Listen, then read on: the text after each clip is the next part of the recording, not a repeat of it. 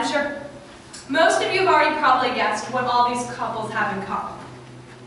Have you? Yes. Okay. All right, these are all Romeo and Juliet couples from different adaptations of Romeo and Juliet. Romeo and Juliet is one of the oldest stories the world has, and also one of the most popular. Even though the story dates back thousands of years, this story has somehow survived through history. And why is that? Do we like the idea of love conquering all? Is there something just so wonderful about how two teenagers, unlikely falling in love, can overcome all the odds because their love is just that great? Or is it the danger? Is there something about that? Is there something about that forbidden fruit thing that we just like can't get enough of? I mean, I can't get enough of Leo there. I mean, there really are just so many good reasons why Romeo and Juliet is such a great story. And I mean, to list and think about all these reasons, I mean, it just might be impossible. Yet, it's important to recognize all those great reasons, but today, just for the purpose of this workshop, since I can't go over them all, I'm going to propose possibly one of the most attractive reasons why Romeo and Juliet is such a good story.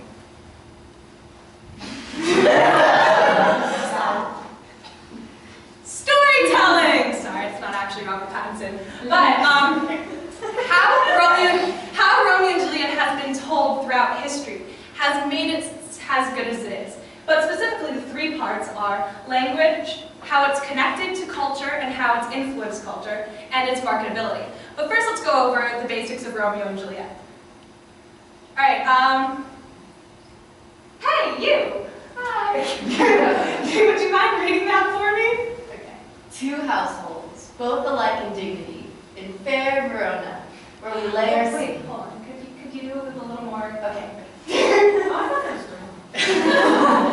Ancient grudge back to new mutiny, where civil blood makes civil hands unclean. From forth the fatal loins of these two foes, a pair of star-crossed lovers take their life, whose misadventured piteous overthrows doth with their death bury their current strife. The fearful passage of their death-marked love, and the continuance of their parents' rage, which, but their children's end not could remove 2 hours traffic of our stage, the which, if you with patient ears attend, what here shall miss, our toil shall spread.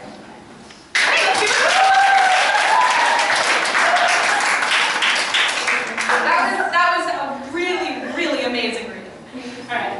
So just like because this is Shakespeare language, not the most easy to understand, the Cliff Note version of Romeo and Juliet is two teenagers from rival families unlikely fall in love when Romeo crashes Juliet's party.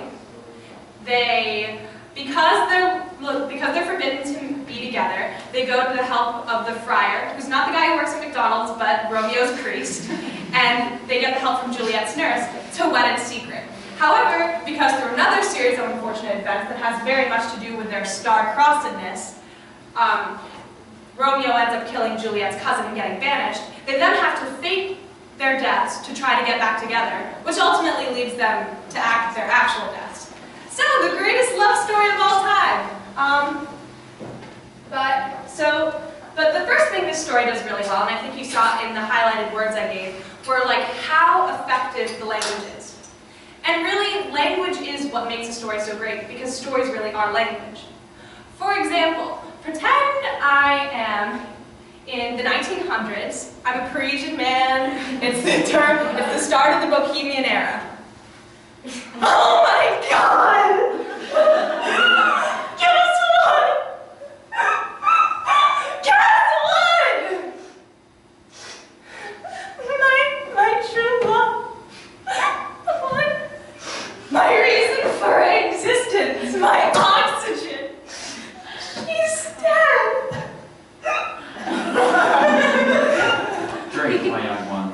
So that, in a nutshell, is the end of the movie Moulin Rouge, which was one of the most popular movies in the 20th century. It was a movie musical. It was really wonderful. Nicole Kidman, Ian McGregor, like, I would recommend you see it. However, had they done the ending like that, the movie would have flopped, because that was really awful. I mean, it would have been funny, but it would have been really awful. So from the beginning of Romeo and Juliet, the story has been interested in language. So let's set the stage for Romeo and Juliet by playing a clip of what English sounded like at that time.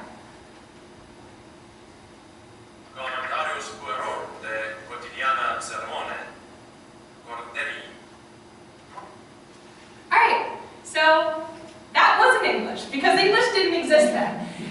It was actually Latin, because the first Romeo and Juliet weren't even Romeo and Juliet. They were Pyramus and Thisbe from Ovid's tale.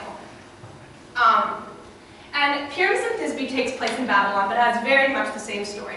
They're from two rival families, yet they fall in love because throughout their childhood they've had this single hole in the wall in which they've been able to see and communicate with each other. And they try to be together again, but because of some miscommunication, they also end up dying. And I think this is interesting, very much like how Romeo and Juliet evolved as a story, so has the English language. It started off in Rome with the Romans because the Roman Empire spread all the way to what we know as the United Kingdom today. Then, when the Vikings came in with their knives and their knights, they literally came in with their knives and their knights, throwing words like that into the English language. And also these Germanic languages that were the Viking languages is the closest we have to what's going to evolve into Middle English. So to play you a clip of Middle English sounds like, this is the beginning of Canterbury Tales, read in Middle English, if any of you read that. Wondered April with his chivalry sorter, the drocht of March hath percent of the rotor, and barred in every vine in such liquor, of which virtue engendered.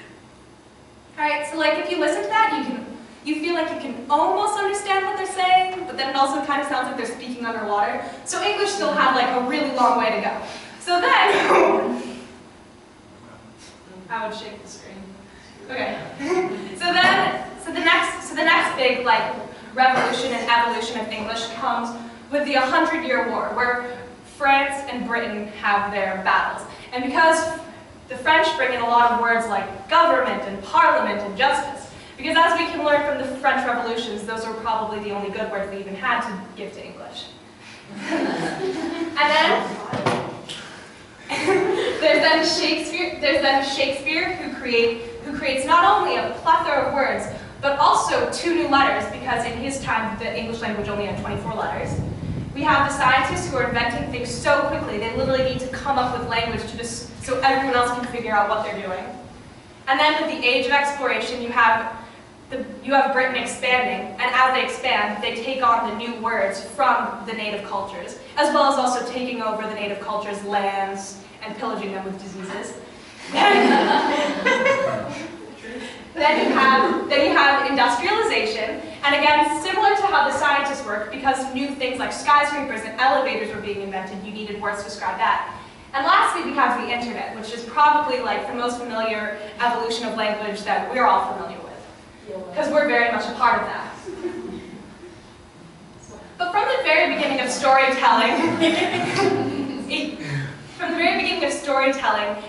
there's been an interest in how things sound. Now, this oral tradition has been in the most ancient of cultures. They're all over the world. But because Romeo and Juliet is a Eurocentric story, I'm going to focus on the Eurocentric view. So like in ancient Greek, which lays the groundwork for the Roman Empire, you've got people like Homer and Socrates telling all these stories and giving a bunch of speeches. Then around Ovid's time, you also have someone like Virgil, who's creating these epics with meters. Yeah, and even just before Shakespeare's time, you have a wave of a movement of poetry that begins with Marlowe.